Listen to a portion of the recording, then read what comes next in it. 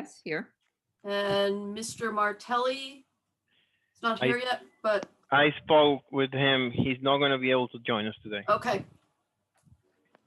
All right, and I will share my screen. Okay, stand for the pledge.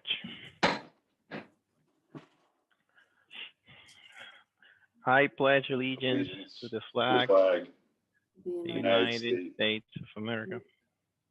To the republic for which it stands, one nation, under God, indivisible, with liberty and justice for all. Excellent. Thank you, Arnett. I would like to thank everyone for joining in this afternoon. At our last meeting, the discussion centered around how do we come up with a budget and how do we develop criteria to review all the different options. Since then, we received feedback from both internally in the committee and the community via email and other communications about the options that were being considered. I think based on that feedback, I think that it is evident that the role of this committee, I think its importance has been highlighted, and I think that as a next step, we should go back when we're speaking about which options to focus or not to focus with. We should revert back and go back to the big committee and find out what is the perception or the intent of the members of the bigger committee before we put that focus onto our smaller group here. I think that the focus of our group in the meantime, until those options are developed, is to provide the tools required to inform the bigger committee which option is better or worse. And I know, Chuck, you had some conversations about that, or there were conversations between the two Chucks about that. I'm not sure if you have any additional insight on that, but I want to premise today's conversation on that target of focusing on developing tools that can aid the bigger committee on zeroing in on the options we want to focus with. Yeah, we had a conversation with Chuck and Jen, the chairs this morning, John Koplis, myself, on those, and we do have prepared a couple of things as a starting basis with respect to evaluating these options, and Chuck chime in or John. I think we're quickly approaching the point where we've talked about potentially a matrix to evaluate the options, and instead of, everybody has their opinions, right? Whether it's a new elementary school or a new middle school or a new high school, we should really have a documented criteria to evaluate these and rank these in some structured fashion, if you will, versus I'll say a subjective fashion of what we think should go first, taking into account a lot of different factors, which is really up to the committee to establish. And I'll share a spreadsheet here in a moment. The other thing that we've expanded upon with some input from Chuck, some work from him to help along with it, and kind of, I think, along the lines of what you were talking with Renee, is we started really expanding these options so they incorporate all the facilities, not just the first project, but the last project, and then potentially projects in between. And we'll talk about some of the challenges associated with that, with the in-betweens here a little bit. So let's maybe talk about the matrix first, if that's okay, for evaluating the options. What I'm about to show is something that Mike Zub and I, when we worked together in Weathersfield, developed a matrix to rank the different scenarios that were developed. As you can see here, I'm going to blow this up just a tad bit. Again, this is from that one. We haven't changed any of the headings, but along the top of the screen here are basically some of the criteria that district thought was important to consider when evaluating the validity or the how what scenarios were more important versus the others, and how these criteria were impacted by a certain scenario. 21st century learning, that kind of, again, and we can change these, but I figured it'd be a good start, at least for this committee, to say, okay, yeah, and we tweak them and we change them to fit Cheshire for what values you see as the most important for evaluating these. Safety and security, they're all pretty straightforward. Safety and security, again, achieving the SSIC guidelines for entryways and so forth, and the site. Scenario duration, the total length of a program. I think all these are pretty long programs. We're probably looking 8 to 10 years time span, roughly. And we'll talk about, I think that depends on the debt impact. We can get on in a minute.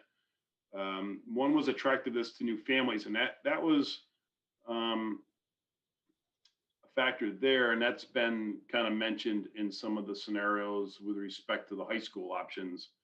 A couple of the members mentioned that they thought that having an upgraded high school or new high school would be attractive, and that can be discussed. Scenario value, the total cost of the scenario. Looking at these options, frankly, I don't think they're going to, in total cost, they're going to vary all that much differently between them. They're going to be a high value. G is the debt impact. I think that's pretty straightforward. And then district reimbursement was one too, of looking at, how much reimbursement are you going to get on these projects, and what's that, AKA net cost, if you will. So that and district debt impact might be kind of go hand in hand. Again, these are just a starting criteria. These can totally be changed. I really welcome this committee and encourage this committee to establish what's important for you folks in this exercise, if you will. So I think this matrix, we need to start kind of populating these and start talking about these with this committee and the whole committee to start shaping up which are the ideal scenarios, if you will. So is there any questions on that or any thoughts on this? Feedback, just the first time you guys are seeing it? I was just thinking, Chuck, about attractiveness to existing families. I mean, I know that not all scenarios would benefit existing families necessarily, but that's just something I was thinking of. Yeah, no, absolutely.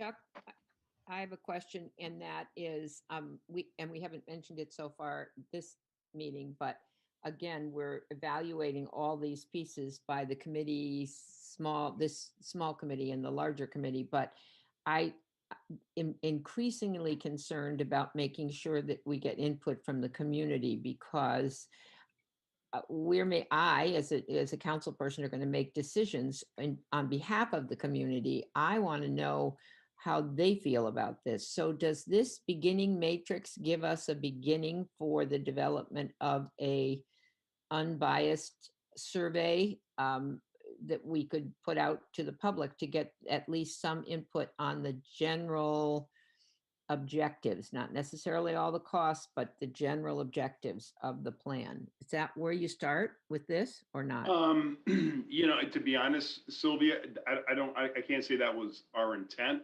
but I can certainly see how it could assist with that.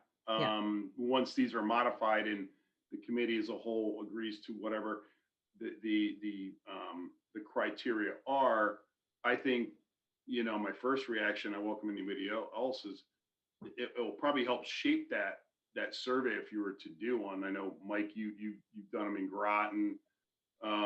You know, I don't know if this helps shape that survey down there at all, or. Yeah, I think, Chuck, when we talk about some of these things, this is going to help us narrow our focus on what the benefits are. I think as we talk through a lot of the options, we need to prioritize what are the most important things we want to be able to accomplish. And I think rather than get input from the community on this matrix, I think this matrix is a great tool to inform the community simply of why certain scenarios may have stood out better than others, leading up to when we go out to them broader. This is a good educational tool to be able to get better input as part of that survey that's going to come later. It really helps get people, I think, up to speed of, oh, scenario one is this, and it did X, Y, and Z, but it didn't touch on these, and now I get why, you know, some may have dropped down the list and others may have moved up the list. Okay, that makes sense. Okay. Yeah, and I agree with that because I think a lot of the questions that we see on this spreadsheet, although they sound pretty straightforward, all the different criteria, but once you get into the weeds, it really takes a lot of studying of all the facilities and the plans to provide an educated answer to each question. And I feel like if we send, I agree that this could serve as a stepping stone to a survey, but the survey needs to be the structure a little bit different so we don't get a lot of noise results. Okay, fair. Yeah, and what I've learned over the years is that even though we flood a lot of information out there, it isn't the majority of the folks that are voting in town or the families in town are going to pile through all that detail. We need to be able to give things to people in small, digestible tidbits in order for them to grasp what's happening in the process and later to become an informed member of, you know, and get informed input as well as an informed voter later on as it moves into referendum. I agree, and I think sometimes things get taken out of context by the public and then develop into a different scenario than we intended. So I agree with that. I just I think this is a good place for the committee to focus on, so that if people ask us, we can have the documentation and the small, minute detail to be able to support the reasons why we have considered these options and why we're recommending one over another. Or yeah, and I think, Chuck, and if I may, I think this is a good opportunity for the committee and the subcommittee to be able to sort of talk about what their charge is and what some of the drivers are and how we're capturing those. I know Chuck populated the headings, but this is a chance to sort of make it your own and allow that to speak to what is the most important driving issues in our town to be able to address as part of this important process. So, you know, this is something that we really do want to get a lot of input on because we are going to kind of score and use this as a decision making and kind of option narrowing tool. Yeah, and I think speed of getting this out is certainly important. And I see, you know, right now we have 7 different criteria on top. I welcome the feedback, but I don't want to spend a lot of time picking that criteria. I think this what we have covers a lot of what we need, versus the speed of getting these out to the committee and getting that feedback so we can complete our schedules and milestones. I'm not sure, Sylvia, what your thoughts are on that. no, I think this addresses the general things. A couple of things that come out. One of them is how concerned are we about the sizes of the classes, for instance, but that probably would fall under the 21st century learning facility. What do our classroom sizes need to be? I assume that would be under that category. Right. Transportation or, you know, is it important to have a better flow of traffic in a school? Is that one of the things that we have to really design differently in the schools? Again, I don't know where that fits in, but that's something that will be a cost driver in some instances of what we decide to do. So, but I would gather that that would fall, those kinds of things would fall under safety, for instance, traffic safety and how to get people in and out of the building. So those are the smaller pieces, but these all seem to be fairly. Renee, this is Jen. Can I chime in for a second? Absolutely, Jen. Good afternoon. Hi. So I think these things are serving two similar but different purposes. We do have a proposal from a survey company that is going to be putting together a survey for us and reaching out through telephone to the town, people of the town, to get their opinions on what's important and what's meaningful to them. That's going to help us make decisions as well. And we definitely welcome all that feedback from the people in the town. And that proposal was delivered to us today, and we'll be reviewing it in our full meeting on Monday with everybody. This matrix really is to help the SMC team make decisions on what option is going to fit the most priorities that we have for the best bang for our buck. So they're very similar, and we will definitely use information from each one to make decisions. But I don't think we need to do the survey before we do the matrix or anything like that. I think they're kind of going to work hand in hand. I agree with that. Here's, and I agree with that too. But one thing, and again, looking for feedback on this as well, based on all the comments we've received after last meeting, I think that qualifying all the options as just their first project, I don't think it's cutting it anymore. I think it served its purpose on getting us in sync as to what the different paths were. But I think that before we publish this, we need to define what the rest of the paths are for these options and what project goes afterwards. Yeah, with that, Renee, maybe I could, if you don't mind, I can maybe segue, let John share some of the work we've been doing that kind of addresses that to a degree. Perfect. And get your initial thoughts on that. John, if you can maybe, I don't know if you have which one, 2A available. You're on mute, John. Sorry, let me get 2A up. And this brings in that it starts to bring that more holistic picture, Renee, of of the process. Now, as John's bringing that up, one of the we were talking this morning, one of the challenges we have in here is, okay, for whatever, you kind of have a starting project or projects, right? You know, whether it's a new renovation, whatever have you.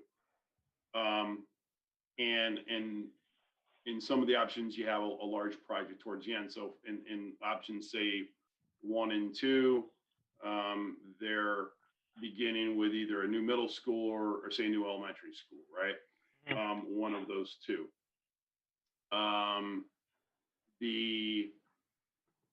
And then the other part that's brought up has been the new high school. What's a little bit, I'll say, unclear, and we can discuss it here how we want to go about it, is there's going to be the remaining elementary schools in place after that first major project, right? And depending on what that first project is, it's going to affect whether we need to do any future improvements, I'll say additions to the other elementary schools or not.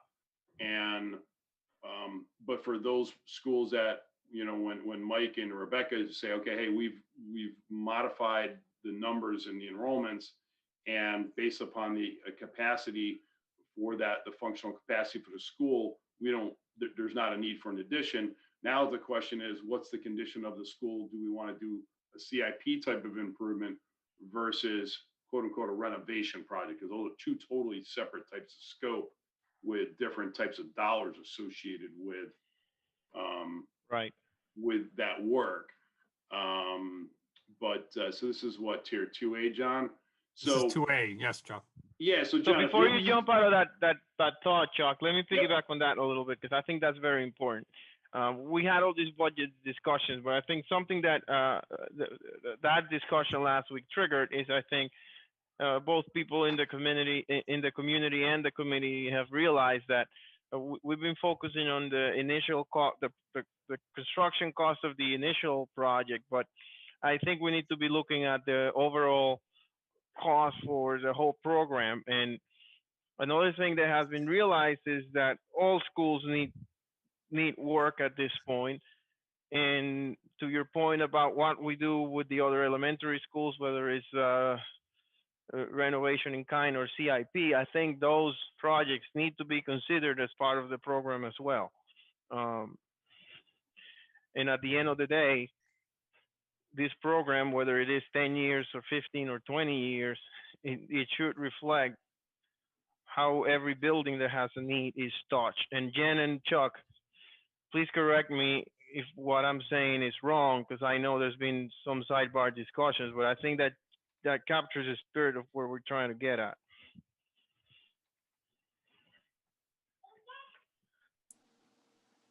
Go ahead, Chuck. Yeah, I mean, the big picture, I think there's things that need to be done on each of the schools, and that has to be captured in whatever the scenario is. And Renee, I think you said it best, is like a lot of the focus has been on what the initial project is in the plan, and there hasn't been the detail developed of what happens to the other schools. And I think that's kind of what John's trying to get at with the sheet that he has up here. Is this is the scenario 2A, and it kind of shows what we're planning to do at those other schools. And this is kind of where we have to go with developing the scenarios, you know, kind of to this level, is showing, like in this case, he's showing that Doolittle, Highland, Norton, there's needs at those schools regardless, and they have to be done with a capital improvement plan in this case. But I'll let Chuck kind of get into the details there.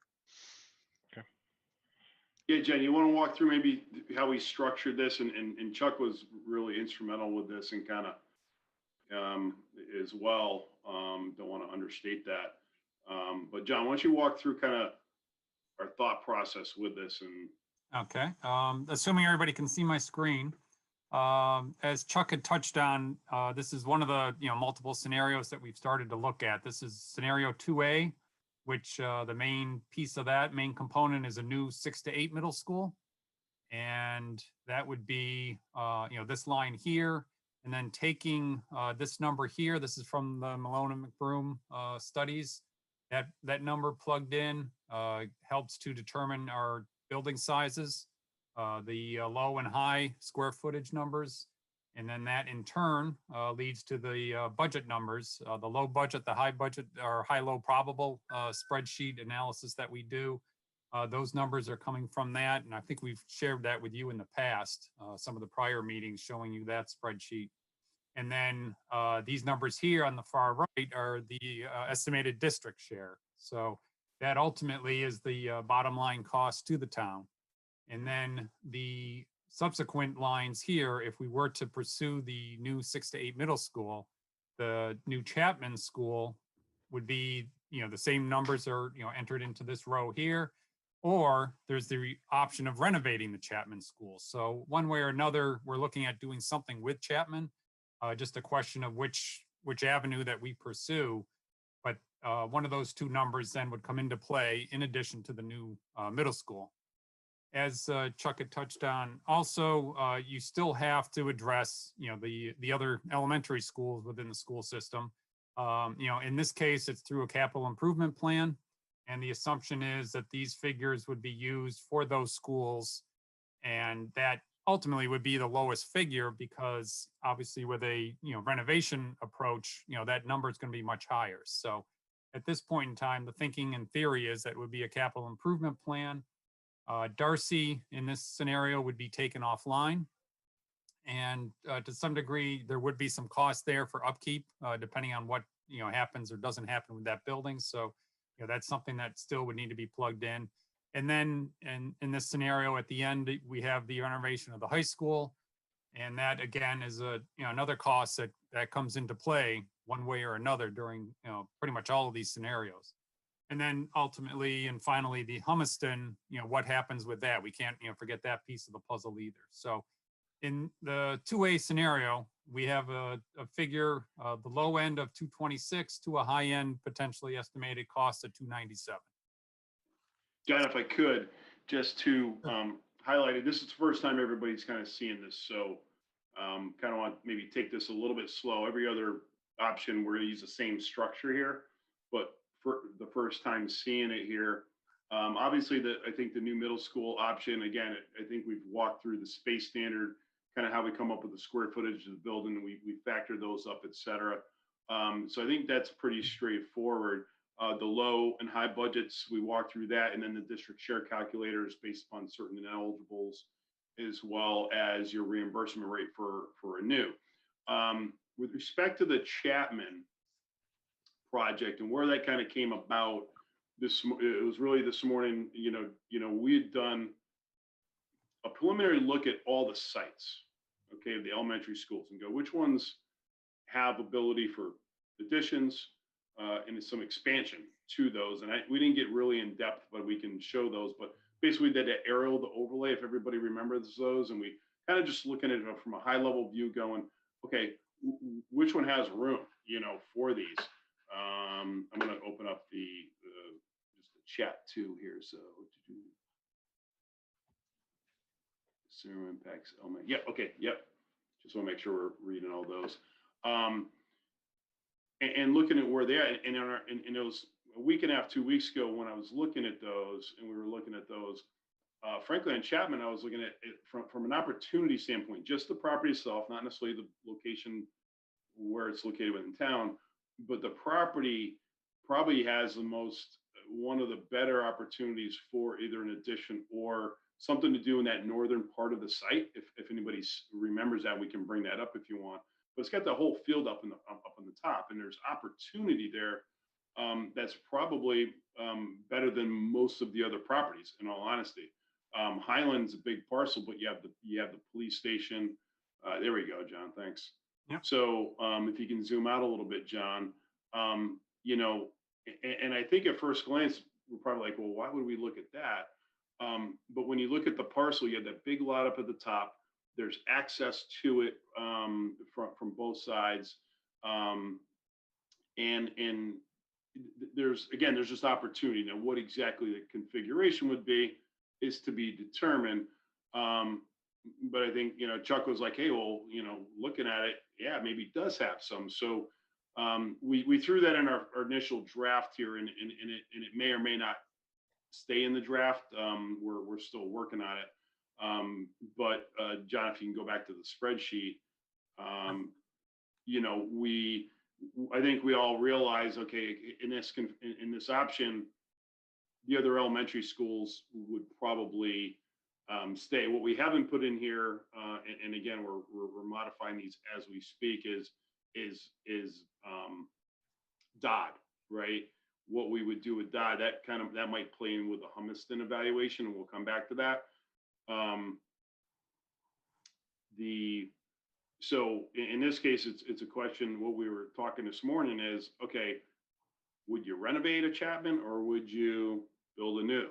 Depending on where the numbers fall out. I think, John, this is probably from the left over from the 2B option. Correct. Yes. Maybe a little bit. Yes, a little bit. So this Chapman may actually go as a renovation or an improvement. We have to talk about it. Maybe, and I'll come back to that in a minute, but looking at the capital improvement plan, this is the tricky part for us, is going, okay, if we're not going to renovate a school and we're going to do improvements to it, how do we put an appropriate figure in the budget for these schools? I think we kind of touched upon it last week that, yeah, in the proposed plan and the placeholders for the 5-year capital, Ben, you've been putting in, roughly 25 million, but only about, I think it was 60% of that per year would get approved in any given year, roughly. Yeah, I mean, if you follow the historical pattern, but my thought on this is kind of to take a somewhat simplistic view and look at each school and say, okay, Doolittle, what are the maintenance requirements to keep Doolittle viable for the next 10 years? So it's going to be roofs. And so we have a roof schedule for each of these schools. So we could look at roofs. We could look at windows, another big cost item. We can look at the cafeteria, if it's been improved. Doolittle's has, but Highland and Norton's hasn't. So I think we could, take kind of a broad perspective as to what's the minimum capital improvement investment required in each of the schools, assuming that we're not doing a full renovation or even a partial renovation or building a new school to take its place. So, I mean, that's my thought on how we could come up with at least a baseline number that we can use. And then for each building, I mean, we'll look a little bit deeper to see, is there something beyond roofs, windows, cafeteria, like HVAC, boiler plants and things that we know need to be done. I mean, at the end of the day, it's going to be an estimate on what you would expend if you're not touching that school, right? Yeah. Another way of looking at it is if you take the cost of what would be a full renovation and multiply it by an agreed upon factor, like 25%, right? You're not, because if you're going beyond a 25% renovation, you're at that point, you probably have better options. So I mean, it's just a number.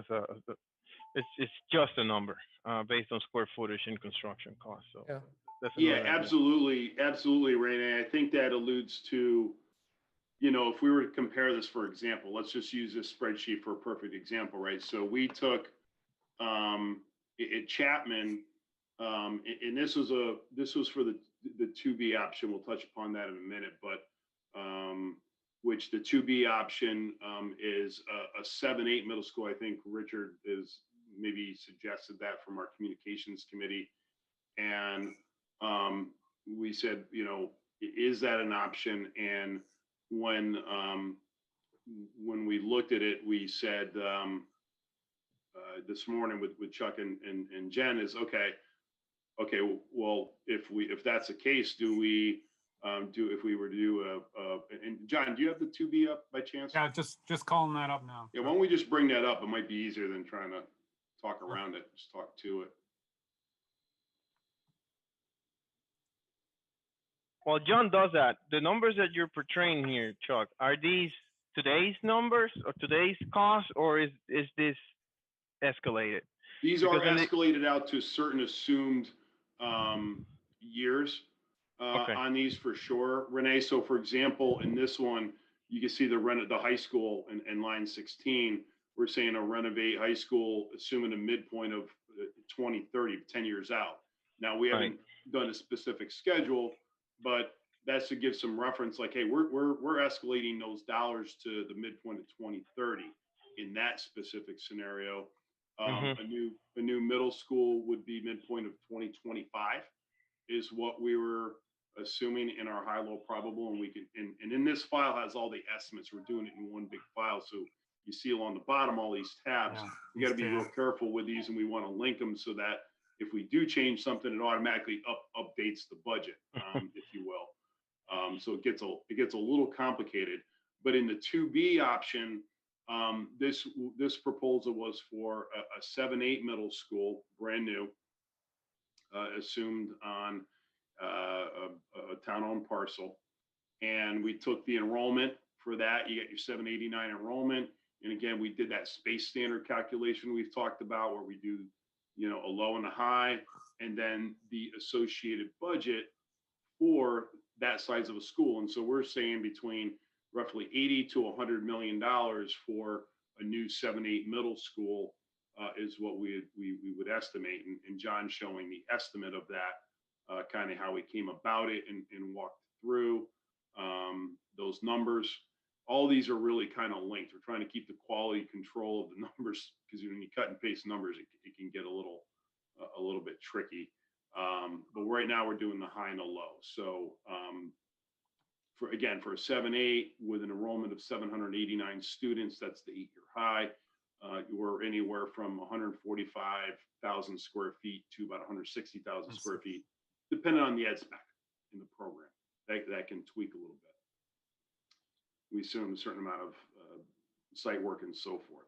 So John, if you can go back to the summary sheet, we can always come back to the detail here in the scenario. So We do the high, the low, and the budget. And John, maybe, and then we go to the district share. So John, if you can go to the district share sheet on Sure. that's associated with this project. District share, there we go. There it is. So this is our district share calculator, and we do the high and the low as well. And we say, okay, the total project budget, we're assuming 7.5% ineligible costs right off the top for new projects. And you can see those numbers there. It could be 5, it could be a little higher, but we generally between 5 and 8% for a new project is what we've seen. Then you do the subtotal, you take that off the top for the estimated eligible costs. And then we apply our 35.72% ratio, assuming a full space standard. The whole building being accepted by the state.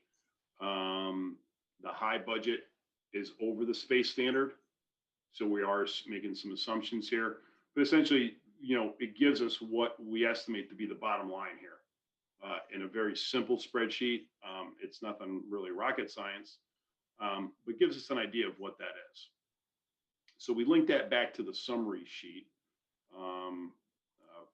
for that project. And now we're saying, okay, you see what the total project budget is, what the estimated district share is, because that's what everybody's going to be interested in. So that's for that option there.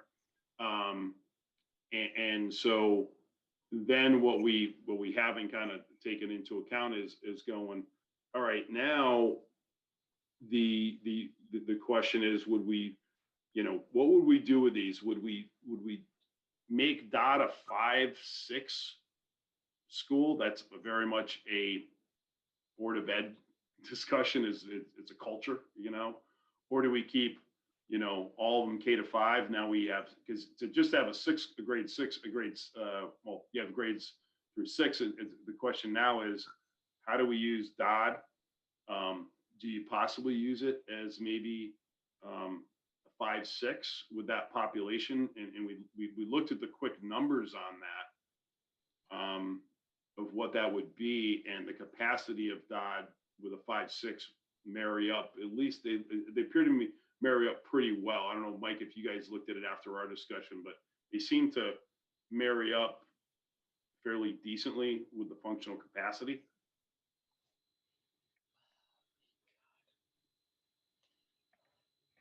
Yeah, Chuck, when I did some back of the napkin this afternoon, it looked like it makes some sense there. I think overall it will come down to, just how it kind of lays out from I guess the program standpoint.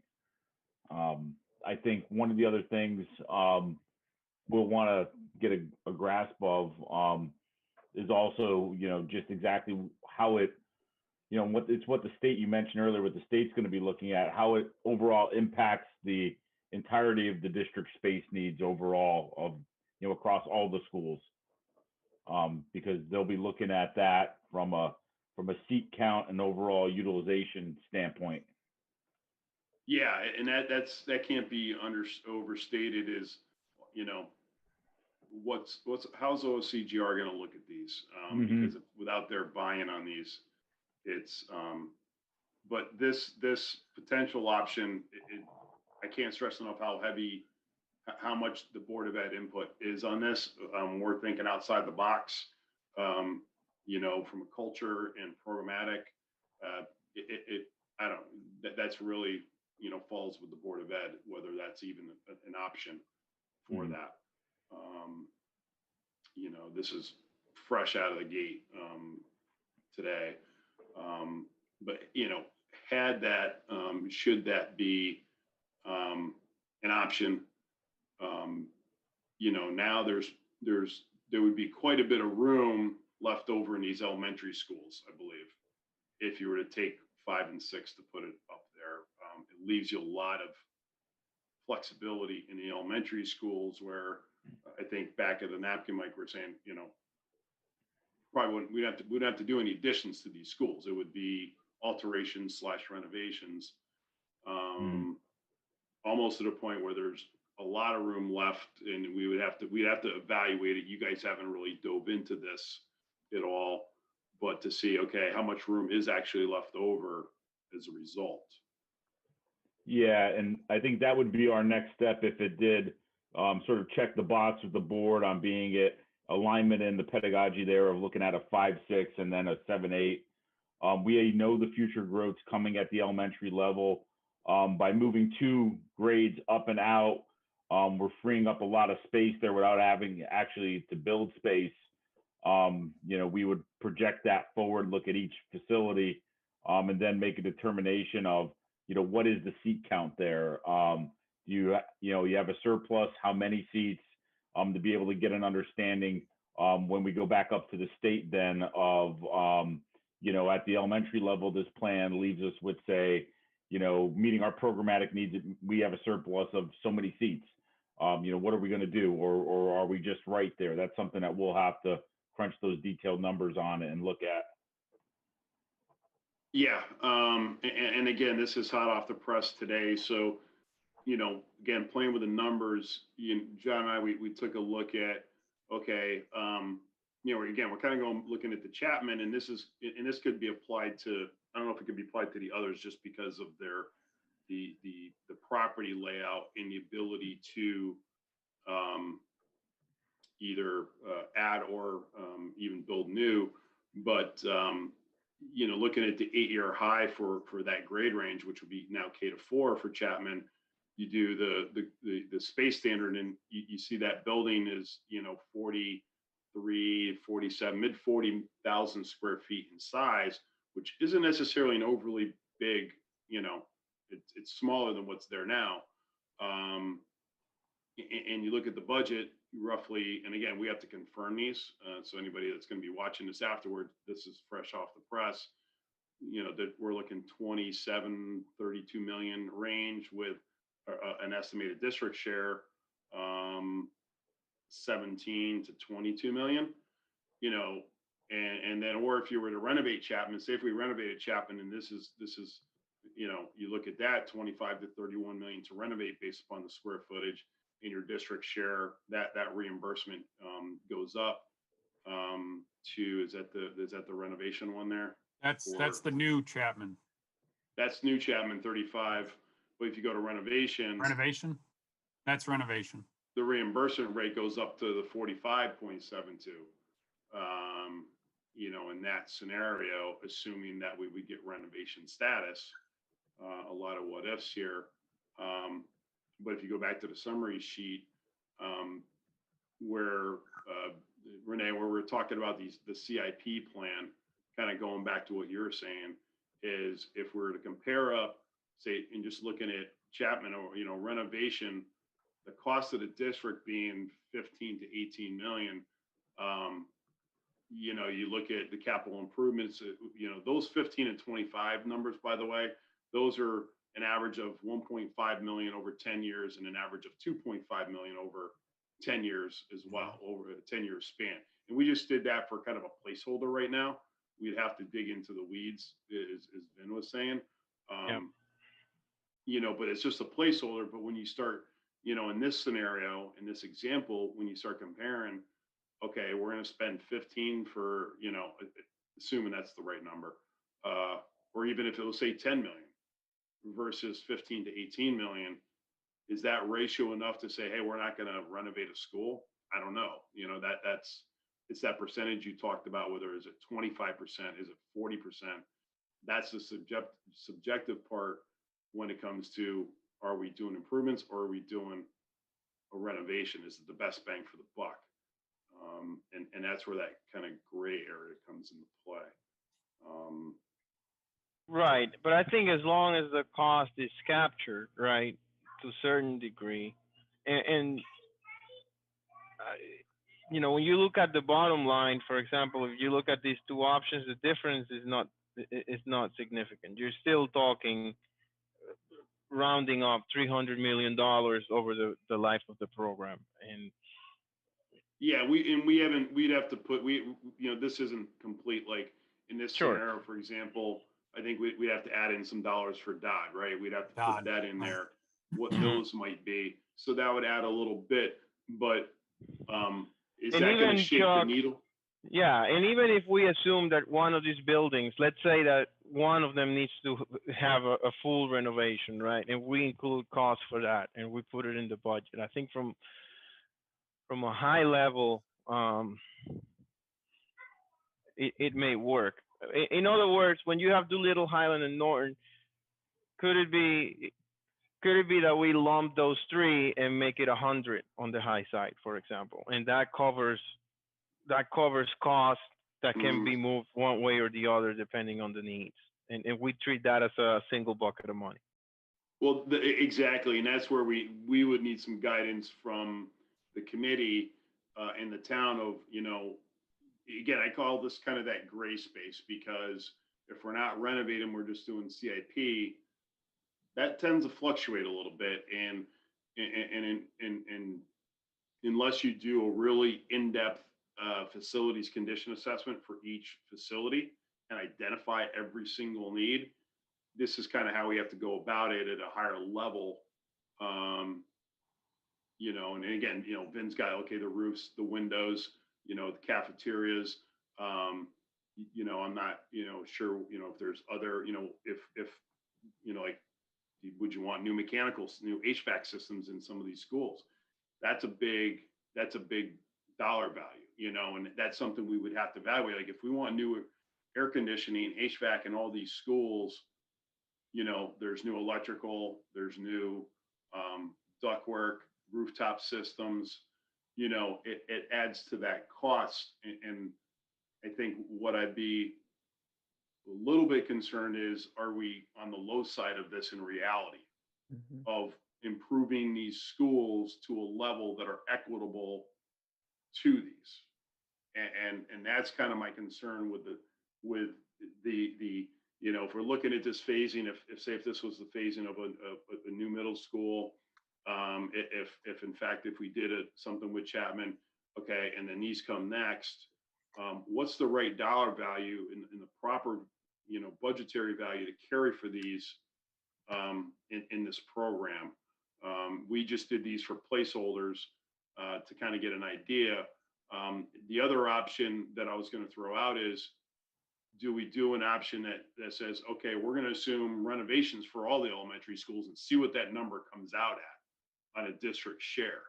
Kind of like we showed with Chapman. Do we do it with all the elementary schools and go, okay, to renovate these, total budget, and here's district share, and then we can compare up with an estimated CIP and go, we're talking $50 million difference.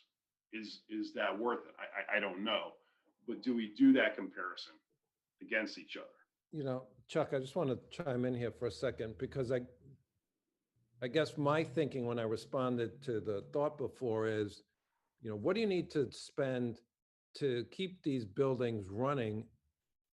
You know, and maybe a bad choice of words, but what do you need to do at a minimum to keep these buildings limping along until you actually renovate the school or modernize the school?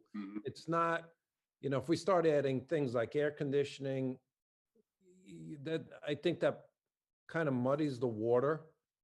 So that's a question for the committee, I mean, even the larger committee, maybe. How do you want to show this? And so the assumptions that we make on what we're including in the capital improvement plan are very important to what this looks like overall.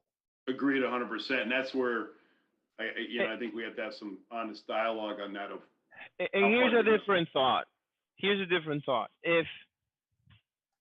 If we're analyzing this process over a 20-year period, I think there is no doubt that the facilities right now have several needs. There's no doubt that they will have more needs 20 years from now. So I think it's a safe assumption that over the lifespan of our program, that building will probably going to have to be rebuilt, even if it's a CIP program, through different CIP programs or through a major renovation.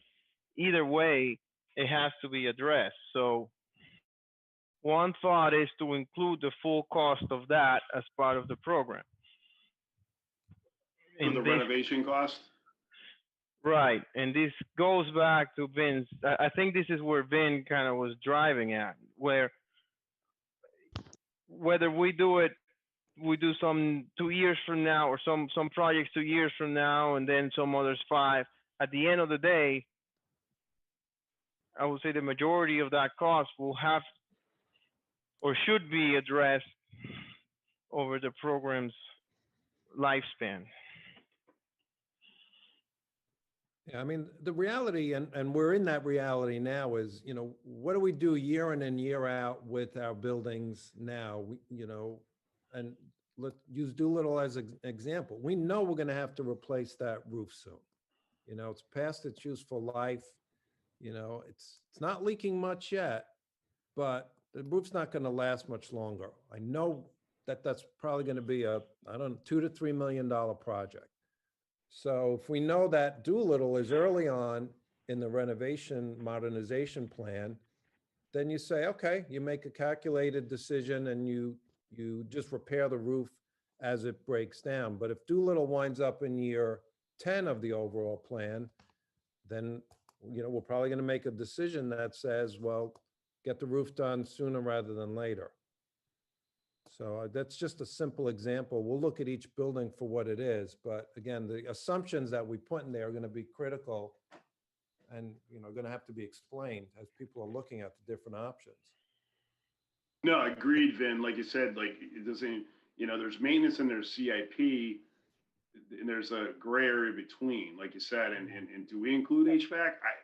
That's where we need some guidance in, and you know, should that be included as a, you know, and I'm just using that as an example because that's a major improvement. That's not something that, you know, we go and hire the local, you know, guy on state contract to come in and fix. You know, it's not like painting the front entrance and stuff like this. It's a major project. They'll take time. Right. You need an engineer to do it, and contracts to do it. And you know, to say we're going to renovate, we can estimate those all day. Those for us are pretty straightforward. The bigger ones, it's the a la carte type projects that are all the assumptions. And what do we include? What? Right, and I don't think we have the tools or the time to figure that out at this point, unless we make some estimate saying we will renovate 30% of that school. But I'm kind of, as I'm hearing this conversation, I'm also saying to myself, if our goal is at the end of this program to deliver the town with all buildings in good conditions, I'm not sure if we will accomplish that if we only invest 30% of the building value back into a building that is already 30, 40 years old, and it's going to be plus 20 more at the end of it. I think that is unrealistic. I think a more realistic assumption is that we were going to have to invest one way or the other 100% of its value. So we would figure probably for these, what's the estimated renovation cost, what this does. And I guess the other question, Renee, is into the team. And I'm looking for, and I'm not dictating that, Chuck. I'm looking for input. I wonder what, Sylvia thinks about that, and Chuck and Jen.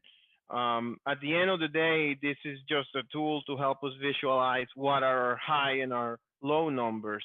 And I think a true high number involves capturing the full cost of that building. Go ahead, Sylvia. Yeah, I agree with that. And I think that unfortunately, the way this whole scenario has run its course, we have all of them to deal with them at once. But as we fix one and then a year or two later fix the second and the third and the fourth, you're distributing those renovation and repair costs out 20 years so that they don't all come at the same time. Personally, I think we have to be careful about the extras that we put in here, but to renovate a building is, to me, at this juncture, something I would really like to see, because just putting Band-Aids, I've lived in old houses for a long time, and you fix them and you can make them look really, really pretty for a while, and then they come back to haunt you, and then you should have fixed it at the beginning. So it would have been much less expensive. So I think I've just lived that scenario, and it's no different in the schools, it's just bigger numbers. But I really would like to see the cost to renovate each building as we go through, to be able to compare that, because the capital improvements have been on the council a long time, and every year we keep getting requests for more capital improvements, and we continue to have the same complaints: the windows leak, the roofs leak, and that isn't going to get better unless we do a pretty good renovation somewhere. So I'd like to see the numbers. I agree. We can definitely do that. That's actually easier. than Yeah. doing Yeah. Renee, it. can I just comment real quick on the spreadsheet here, and then just a couple of things we're talking about with these capital improvements. So everybody keeps referring to like a capital improvement plan as just Band-Aids. And I think the idea of this was, when you're looking at these three schools or any three schools and you're talking about a capital improvement plan, it's not to replace part of the roof. It's to replace the roof in whole, so it's not a Band-Aid. But it's captured under a capital improvement because it's not being granted, it's not something we can seek grant money from the state for a large reimbursement. I think, Chuck, you were saying parts of it may be reimbursable from the state. Is that right? Well, certain projects in Vindos, there's certain projects that we're talking about, roof replacement, code upgrades, window replacement. Windows. Those are eligible for reimbursement from the state. However, if we were to, say mechanical or HVAC upgrades, if it's not in a renovation project, those would not be eligible. So there's certain ones that are and certain ones that aren't. And, when I guess it depends how you look at it. To me, it's like kind of like bonus money. Okay, if you get reimbursement for the roof replacement, great. Conservatively, we don't necessarily put a whole lot of estimated district share in that, because it's not going to be a huge number. Yeah, I Will it gotcha. be there? Yeah. So that's the reality. So, but back to the point of the spreadsheet and kind of how it's laid out, is recognizing that each of the schools we're trying to touch in each one of the scenarios, and you're just putting a project to how you are going to address it. So in the case of this scenario that's on the screen, is we'd have a new 7-8 middle school. One of the two options with Chapman, these three elementary schools would be captured by a capital improvement project, and then you'd have a renovate as new at the high school level. That's all we're trying to capture on the spreadsheet, not necessarily, say that we're just putting Band-Aids anywhere. That's not the intent of what we had with the capital improvement stuff. And also, Right. if you look at another scenario, whether it's scenario 1, 4, or whatever, if a school is being addressed with a capital improvement plan, those numbers are kind of tied together, right? Like, it doesn't matter that it's scenario 2B in this case versus scenario 3. If we're saying Doolittle's captured by a capital improvement plan, those should be the same numbers. So if they're off a little bit, the total is going to be off a little bit. That's all I wanted to get to. But and that was my initial thought as well, Chuck. But what I kind of walked myself into here after listening to everybody is that, let's say we replace the roof and replace the HVAC for 15 million, but then 5 years later, another portion of that building, like the floors, will need replacement, and then 5 years after that, the building envelope and the windows will need. So as you see the different components of the building, and we're just making assumptions here, it's hard to quantify what is wrong and what is not to each one of these buildings, which I think is Chuck Warrington's point. So what is a safer assumption? That we'll be able to address most of these buildings' needs with a capital improvement program, or that this building is so old that in the time span of 20 years, we're going to have to address its full value? What is a safer assumption, I guess, is what we're getting at. I think if you're looking out over 20 years, I think that's beyond what we're looking at for a modernization plan. Of, like, my understanding is this is a 10-year plan, right? So if we're looking at 10 years and you can capture that, great. If you're looking at 20 years, by the time that 20 years rolls around and you're saying, this school is now 75 years old or whatever it may be, the first project that you had is almost coming off the book. So you're looking at a whole different modernization plan at that point. We'd be right back here.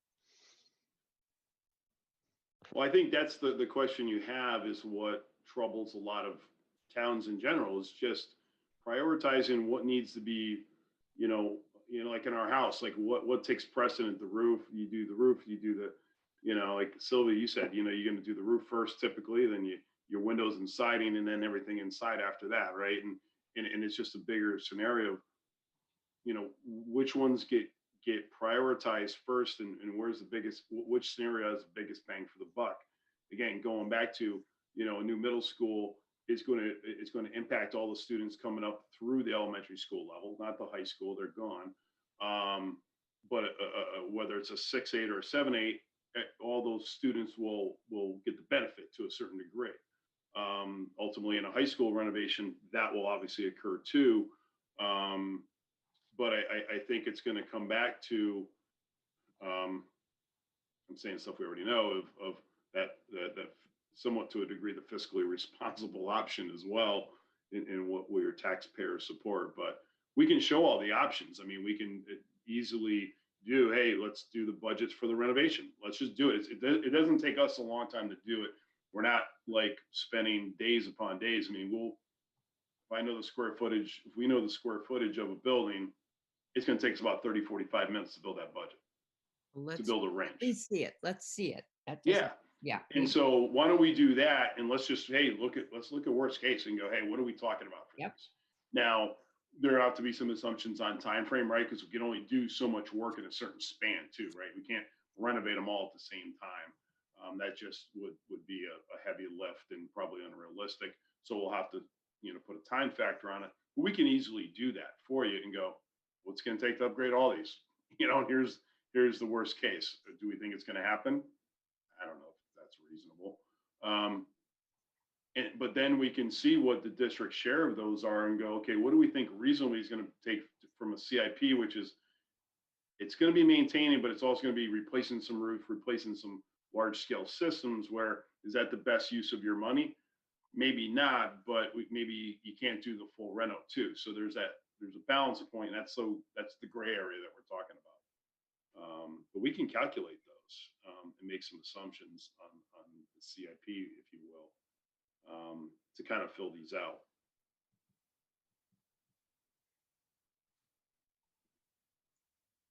Yeah, I think we should do that.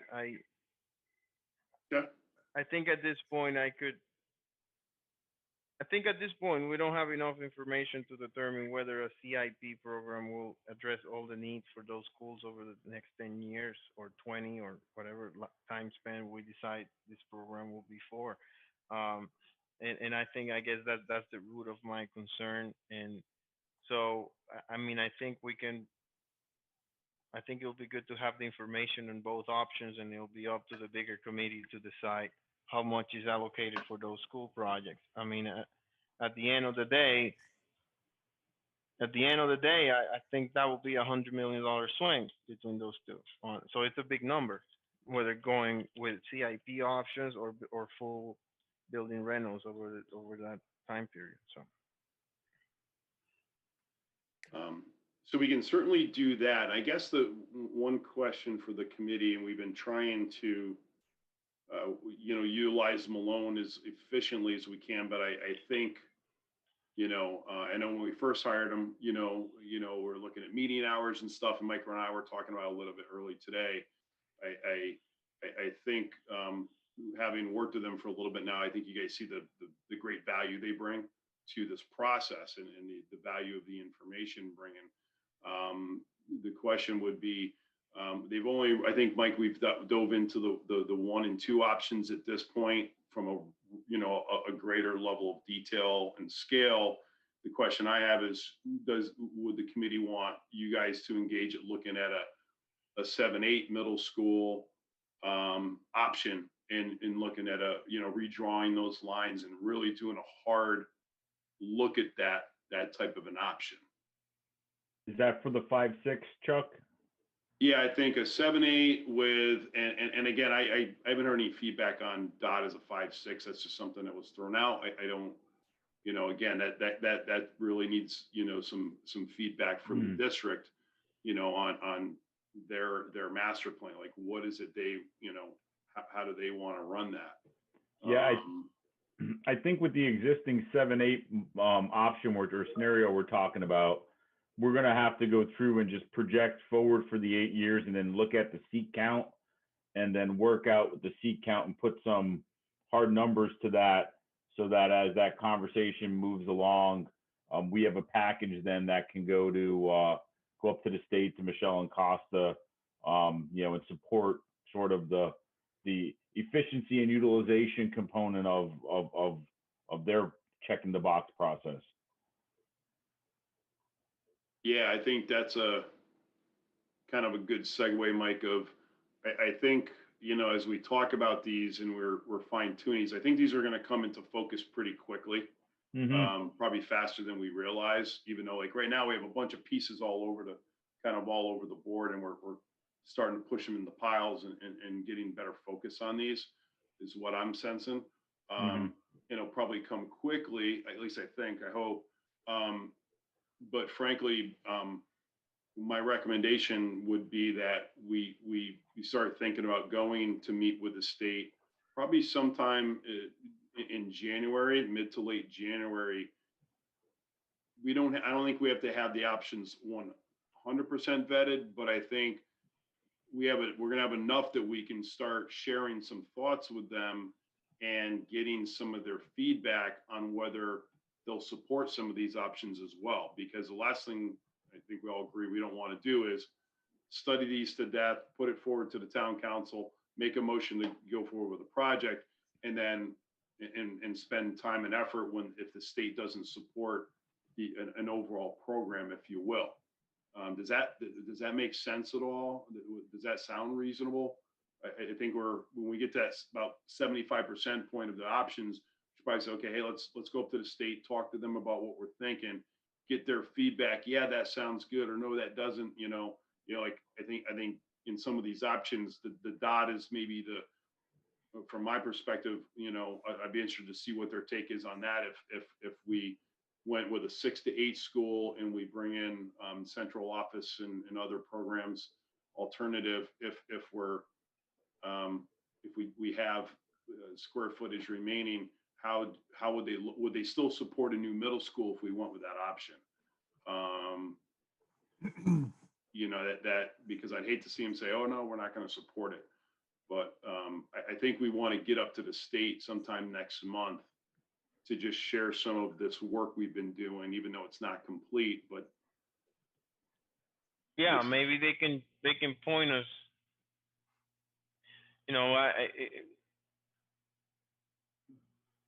I think that is important because I think we have quite a bit in here, and if out of 5 options that we have, they discard 2, that's easier than the other way around, where we choose something that then gets shut down by the state.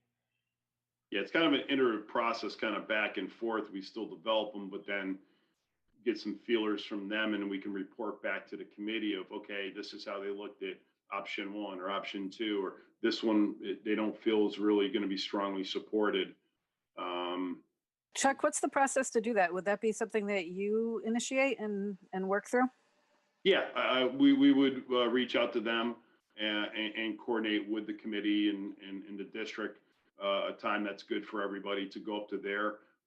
We'd actually just schedule a Zoom meeting with them and just chat about, catch them up on the program, all the work done to date. This is what we've been looking at. Here's the enrollments. Malone will be involved, ourselves, the district, and a couple of committee members. Whoever wants to be involved, and just really having an open discussion with the state of what we're seeing. The first thing they want to know is what's the numbers doing? What's the enrollment? That's going to be the first, right, Mike? That's the cost. What are you guys doing? Michelle's going to go, what's your elementary schools doing? What's the middle school? They're going to go, what's going on here? And I would bet money that, we tell them what's going on with the elementary schools. Okay, so what's your solutions? How are we addressing that? That's how I'm guessing they would respond, to that. Chuck, I think in our visits to the schools, we went to several towns that had projects that were done, and by and large, everybody started that process before they had a specific plan, just as you've said. You go into the state and have an initial conversation to set the ball rolling, and then you fine tune the options. But I think that's a very valuable thing to do. I think that's important to do. And then we don't waste time doing things that would be totally unacceptable to the state. And they may have some other suggestions. In several towns, they made suggestions that I don't know that were even considered, or if they were, might have been dismissed by the town, and the state gave them good cause to realize that it saved them money if they did it a different way. So I would support that entirely. The sooner the better. I think we have enough information to bring them in pretty close, and yeah, we could definitely facilitate that and pull that together after December 15th when they're done with the priority list. Michelle's going crazy on that for sure. So, so from our end, I don't know from a logistics point if the full committee needs to authorize Malone to proceed with, like, I'll say the third, full in-depth option in doing that. I'm not sure, Chuck or Jen, from a procedural, if you guys should. Will there be a new cost associated with that? Well, I think, Mike, if I remember, I think we got a unit price per scenario. We did, and I know we went a little light on scenario. I think it was 2 was similar to 1. So I think what we could do is roll some of the savings over in that and then reduce the unit price for a third option, if that makes sense. Yeah, and maybe, Mike, if maybe it would be a good time to maybe reconcile with you guys, kind of see where you guys are at for efforts spent to date, maybe too. Yeah. That might help the committee to kind of see where they're at with their budget and what you guys are expended to date. Yeah, that'll be a good time, because I just saw our November invoices came across our desk from finance, so I'll be wrapping those up and have a number together for early next week to be able to kind of go over with everybody. Good. Yeah, that'd probably be a good idea to do that. All right. If we wait for that, will it jeopardize being able to research this 7, 8, 5, 6 scenario? No, we do have some fee left, so I could just be able to apply it to that, so we won't have any lag in our workflow here at all. We're just going to keep moving. Great, thank you. Yep, no problem. Yeah, I don't think that's a budget buster from what I've heard from. I think I'm just looking at alternative, the basic scope of services. We have the capacity analysis, alternative scenarios.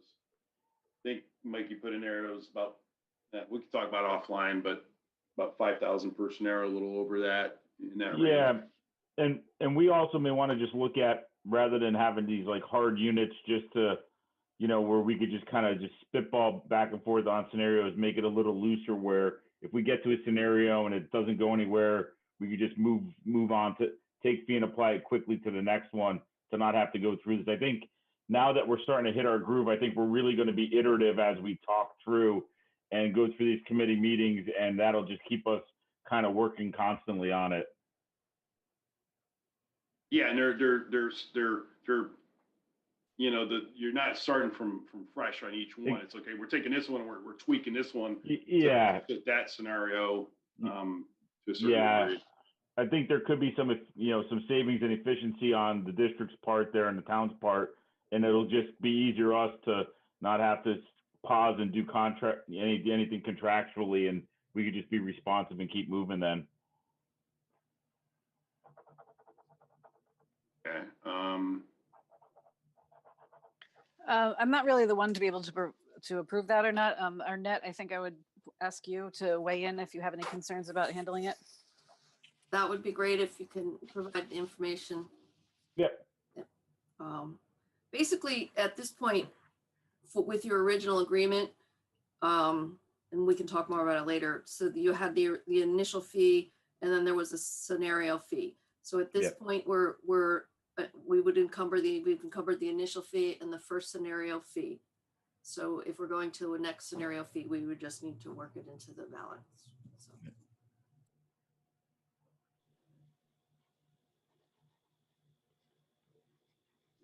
So maybe we'll have some info for, I don't know if we'll have it for Monday night at all, Mike. If not, we can follow up. But No, I could definitely have it for Monday night. We're in the process of doing our November invoice closeout, so it'll be fresh and in hand.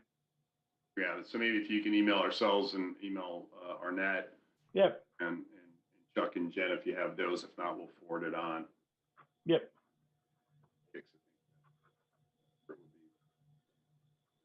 And we'll Renee, like you said, what we'll do is John and I will work up based upon the existing square footage. What we'll do is we'll do a budget for renovating the existing building, and then what we'll do is maybe we'll assume a certain amount of addition associated with it as well, you know, until we get the final configurations and the scenarios.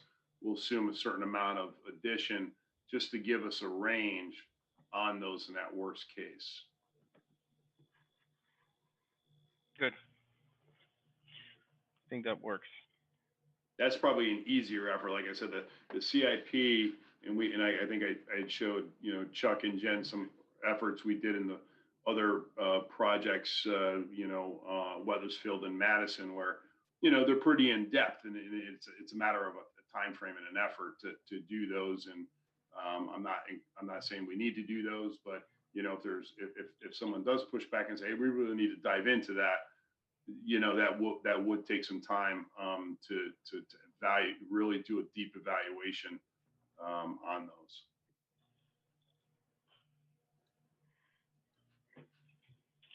Good. All right. In terms of publishing the matrix, do we wait until all the scenarios are developed to have people or the committee members provide their opinion on that, or do we send that out for next Monday meeting? Putting it out there for discussion. I think that we need a little bit more information before we release that in order for people to quantify these options better. I agree that we're probably not going to be ready by Monday, but I wouldn't want to wait until we have all options completely vetted and you know, if we have a whole option that we can look at and say, oh, this doesn't really check the boxes we need it to, I think we can make a decision as we go along. I wouldn't want to hold it until we have everything for every scenario. And right. And I'd like to echo that same thing just as a consultant. And when we get into using these matrices, for us as sort of the project team and working with Chuck, it's a great decision-making tool for us to make little tweaks or suggestions along the way. If we see that it's coming up short, we can make some pretty quick input and some feedback to you based on that and say, hey, this isn't matching up with this criteria, so we did a little of this, rather than just going through when it's already all done and trying to like score and then reconcile afterwards. Well, and I also think the actual criteria, because what we showed you is really just taken from another project, and that's just a starting point to kind of get the thought process, you know, get the members thinking, okay, what are the factors that Cheshire wants to use, the criteria to evaluate these, and those may change. We certainly encourage change, you know, make those what are most important to Cheshire for the criteria. And maybe I think starting that process would be helpful to just establish what those, and I don't think, Mike, we want any more than 5 to 7. Anything more than what is shown there, it kind of starts watering down and getting too specific. They might fall in the buckets, but I wouldn't recommend any more than that, because it gets a little bit more difficult probably to assess. I mean, to your point, Renee, it's possible, looking at the calendar, you know, potentially the meeting on the 16th, you know, by that date, we may be able to put that together. Okay, I think let's shoot to have at least a couple options that can be analyzed, or at least do an initial presentation of what this scoring matrix will look like, so people are familiar with it. So I would like to at least get that accomplished.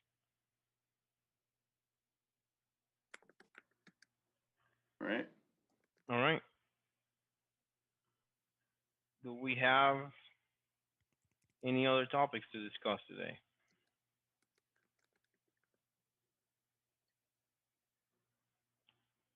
All right. All right, so with that, I would like to adjourn this meeting, Arnett. You just need a first and a second. So I will move to adjourn the meeting, and I guess it's you, Renee, that must second that. Yeah, I'll second that. That's right. Therefore, it's unanimous. All right. All right. Thanks, Have a everybody. great night, Thank you everyone. all. We'll Thank see you, everybody. soon. Bye. Thanks. Thanks.